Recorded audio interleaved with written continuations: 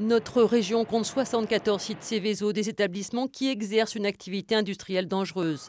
La Seine-Maritime est particulièrement concernée avec 38 sites de seuil haut, les plus dangereux contre 4 dans l'heure. Ces sites ont été contactés dès mardi suite aux directives données au préfet par le ministre de l'Intérieur Bernard Cazeneuve. Pour des raisons de sécurité, elles ne peuvent être entièrement dévoilées. On vérifie les accès, les clôtures, les dispositifs de vidéoprotection par exemple. Ça, donc, ce sont carrément les sociétés qui le font en direct, mais en quoi vous pouvez les aider au niveau de l'État ?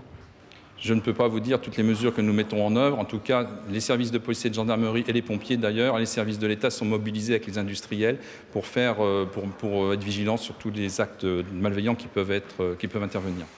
Des entreprises avaient déjà renforcé leurs mesures de sûreté fin juin après l'attaque d'une usine en Isère. C'est le cas de Lubrizol à Rouen. Son directeur nous indique que les équipes de gardiennage ont notamment été renforcées. Un bilan de l'état des clôtures et du système de vidéosurveillance a été réalisé. Depuis l'explosion dans les Bouches-du-Rhône, les sites de Lubrizol ont reparcouru leurs mesures de sûreté pour s'assurer de leur bonne application. Mais ces mesures associées à celles de l'État sont-elles suffisantes ? L'association écologiste Robin des Bois est convaincue du contraire.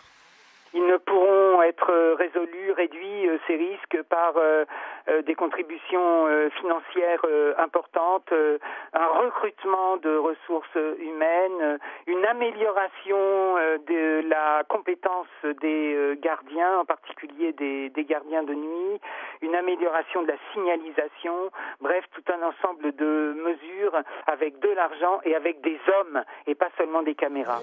Une réunion s'est justement tenue cet après-midi en préfecture pour faire un bilan des premières observations faites sur les sites et envisager des mesures complémentaires. Il y aura dans les entreprises des visites conjointes de la préfecture, des forces de sécurité et de la DREAL qui intervient en matière de prévention des risques technologiques.